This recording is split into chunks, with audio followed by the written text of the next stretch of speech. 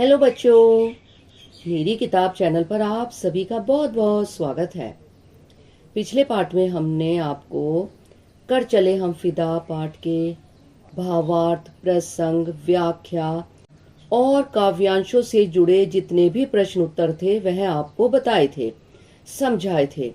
आपको याद होगा, अगर आपने उनको सुन लिया है तो आपको पाठ भी आसानी से समझ में आ गया होगा। आज हम आपको आपकी पाठ्य पुस्तक स्पर्श के कर चले हम फिदा जो आपका लेसन है उसके पीछे की बैक एक्सरसाइज यानी कि आपके पाठ्य पुस्तक से संबंधित जितने भी एक्सरसाइज और प्रश्न उत्तर है वह आपको बता रहे हैं। आप लोग ध्यान से सुनिएगा। निम्नलिखित प्रश्नों के उत्तर दीजिए। प्रश्न है, क्या इस गीत की कोई ऐतिहासिक पृष्ठभूमि है? उत्तर, हाँ, इस गीत की ऐतिहासिक पृष्ठभूमि है। सन 1962 में भारत पर चीन का आक्रमण हुआ था।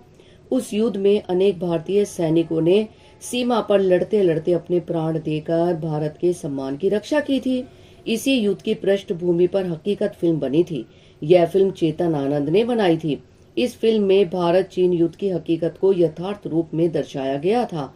यह गीत कैफी आजमी ने इसी फिल्म के लिए लिखा था। इस प्रकार इस गीत की एक ऐतिहासिक पृष्ठभूमि है। अगला प्रश्न, सर हिमालय का हमने ना झुकने दिया, इस पंक्ति में हिमालय किस बात का प्रतीक है? उत्तर, इस पंक्ति में हिमालय भारत के मान सम्मान का प्रतीक है। भारतीय सैनिकों ने अपना सिर तो कटा दिया पर देश के सम्मान को बचाए रखा। वैसे भारत चीन युद्ध 1962 हिमालय की चोटियों पर ही लड़ा गया था। उस बर्फीले वातावरण में भी हमारे सैनिकों ने बहादुरी की मिसाल कायम की। अगला प्रश्न है, इस गीत में धरती को दुल्हन क्यों कहा गया है? उत्तर, इस गीत में धरती को दुल्हन इसलिए कहा गया है क्योंकि कवि सैनिकों का धरती के प्रति लगाव को दर्शाना चाहता है। जिस प्रकार दुल्हन को प्राप्त करना वर का लक्ष्य होता है, उसी प्रकार सैनिक हर हालत में इस भारत भूमि को अपना बनाकर रखने के प्रति दृढ़ संकल्पित है। कवि ने सैनिक और धरती के बीच प्रेमी प्रेमिका का संबंध दर्शाया है। सैनिक भारत की इस धरती से अत्यधिक प्रेम करते हैं। उनके लिए यह धरती दुल्हन के समान है।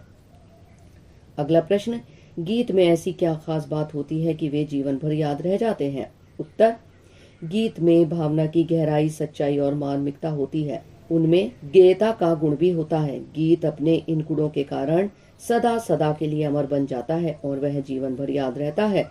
गीत की भावना भी उसे अमर बनाती है। गीत की लय तथा शब्द क्रम भी उसे ऐसा स्वरूप प्रदान कर देता है कि वह जुबान पर चढ़ जाता है और जीवन भर याद रहता है। गीत हमारे मन की भावनाओं को छूता है। अगला प्रश्न, कवि ने साथियों संबोधन का प्रयोग किसके लिए किया है? उत्तर, कवि ने इस गीत में साथियों शब्द का संबोधन सैनिकों के साथियों तथा देशवासियों के लिए किया है। भारत की फौज के सैनिक मरते समय देश को अपने अन्य साथियों के हवाले कर जाते हैं। वैसे यह संबोधन हम सभी देशवासियों के लिए है। सैनिक अपने देशवासियों से भी कुछ अपेक्षाएं रखते हैं। अगला प्रश्न, कवि ने इस कविता में किस काफिले को आगे बढ़ाते रहने की बात कही है? उत्तर, कवि ने इस कविता में देश के लिए प्राणों का बलिदान देने वाले लोगों के काफिलों को आगे बढ़ाते रहने की बात कही है। कुर्बानी का यह सिलसिला निरंतर चलते रहना चाहिए। काफिले में काफी लोग सामूहिक रूप से शामिल होते हैं। देश पर कुर्बानी देने वालों की बड़ी संख्या में आवश्यकता है। अगला प्रश्न, इस गीत में सर पर कफन बांधना किस ओर संकेत करता है? उत्तर, इस गीत में सर पर कफन बांधना इस ओर संकेत करता है कि हमें देश पर मर मिटने के लिए पूरी तरह तैयार हो जाना चाहिए। सर पर कफन बांधना अर्थात मौत को गले लगाना। मौत से भयभीत होने के स्थान पर उसके लिए सहस्र तैयार होने की ओर गीत में संकेत किया गया है। अगला प्रश्न, इस कविता का प्रतिपाद अपने शब्दों में लिखिए, यानी कि भाव अपने शब्दों में लिखिए। उत्तर, इस कविता में देशभक्ति की भावना को प्रतिपादित किया गया है। इस कविता को पढ़कर हमें अपने देश के सैनिकों पर गर्व होता है।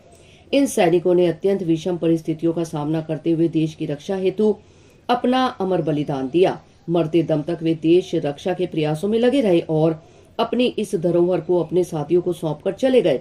देश की धरती अत्यंत पवित्र है। हम सभी को मिलकर इस देश की रक्षा करनी चाहिए। इस देश की रक्षा में अनेक सैनिकों ने अपना रक्त बहाया है। हिमालय हमारे देश के मान सम्मान का प्रतीक है। हमें किसी भी हालत में इसके सिर को झुकने नहीं देना है।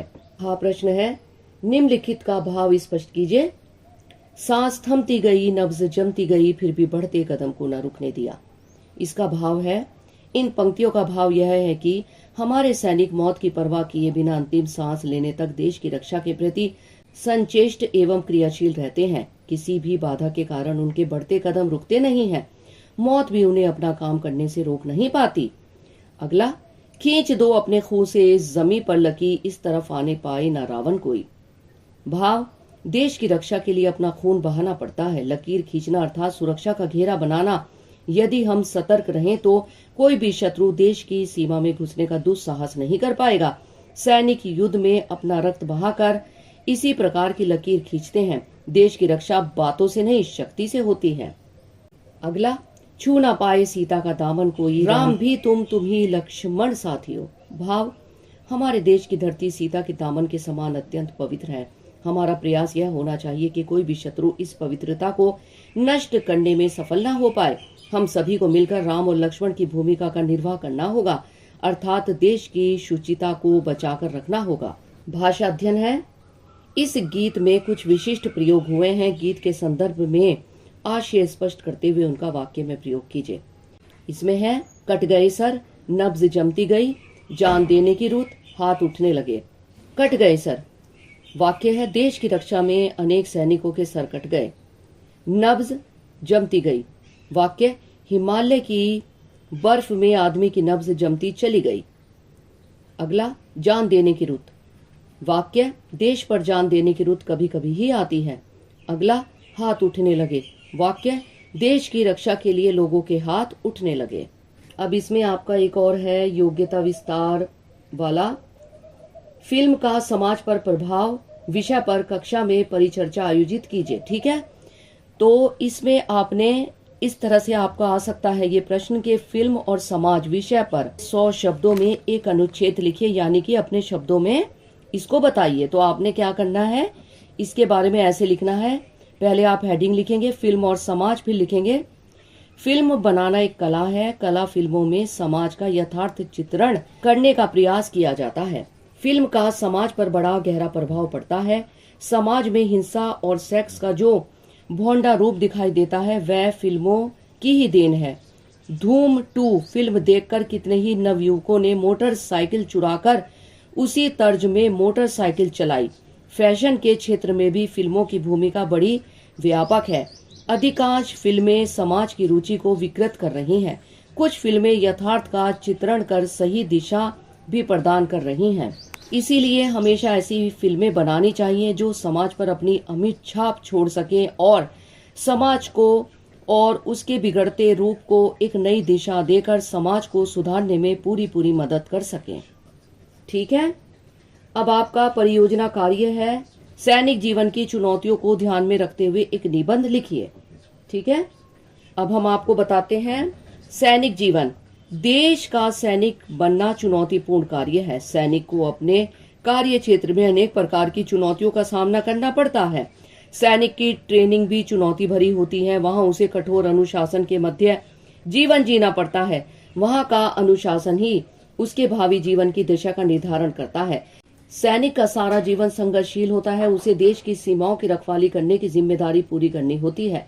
इस दौरान उसे अपने आराम को त्याग कर कष्टपूर्ण जीवन बिताना पड़ता है। कभी खाइयों में छिपना पड़ता है तो कभी शत्रु पर गोलीबारी करनी होती है। शत्रु कभी भी उस पर आक्रमण कर देता है, वह घायल हो जाता है, उसे प्राण तक गंवाने पड़ जाते हैं, पर वह इस स्थिति से कभी विचलित नहीं होता। देश की शांति व्यवस्था बनाए रखने में भी उसे अनेक चुनौतियों का सामना करना पड़ता है। सांप्रदायिक दंगों में भी उसे कठोरता के साथ इनसे निपटना पड़ता है। उसे कदम कदम पर चुनौती को झेलना पड़ता है। सैनिक चुनौती का सामना करते हुए गर्व का अनुभव करता है। उसे चुनौतीपूर्ण जीवन ही रास आता है। वह दुश्मन को मुंह की खिलाकर ही चैन से रह पाता है। शब्दार्थ: फिदा न्योछावर, हवाले सौंपना, रुत मौसम, हुस सुंदरता, रुस्वा बदनाम, खून काफिले यात्रियों का समूह, फतह जीत, जश्न खुशी मनाना, नब्ज नाड़ी, कुर्बानियां बलिदान, जमी जमीन, लकीर रेखा। बच्चों, ये आपका जो लेसन है कर चले हम फिदा, इसकी पीछे की एक्सरसाइज हमने आपको बताई है। जो प्रश्न हमने आपको बताए हैं वह आप अच्छी तरह से सुन लीजिएगा, आपको याद हो जाएंगे। अब हम आपको अगले पाठ में इस पाठ से संबंधित कुछ महत्वपूर्ण प्रश्न हैं जो कि आपके सीबीएसई में परीक्षाओं में आ भी चुके हैं और आने की पूरी पूरी संभावना है, वह आपको बताएंगे। ठीक है बच्चों, तब तक आप इस लेसन को सुनिए, आपको सरलता से याद हो जाएगा। अगर आपको कोई भी परेशानी है तो आप हमें कमेंट करके बता सकते हैं। ठीक है बच्चों, तब तक के लिए अपना ध्यान रखना। टेक केयर बच्चों, बाय।